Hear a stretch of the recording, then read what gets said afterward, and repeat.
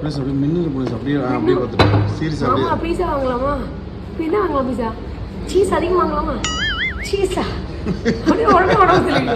சரி மாமா மோமோஸ் இல்ல ஆர்டர் பண்ணிக்கிறேன். புனிஸ் இல்ல புனிஸ் இல்ல புனிஸ் நான் இப்போ நீ வீட்டில் இப்போ இன்னைக்கு என்ன ஆர்டர் சமைச்சோம்? நான்வெஜ் சமைச்சோம். இப்போ இங்கே வந்து என்ன ஆர்டர் பண்ண? பீஸா ஆர்டர் பண்ணுறோம். பீஸாவில் என்ன கீரை ஆர்டர் பண்ண? பீஸா.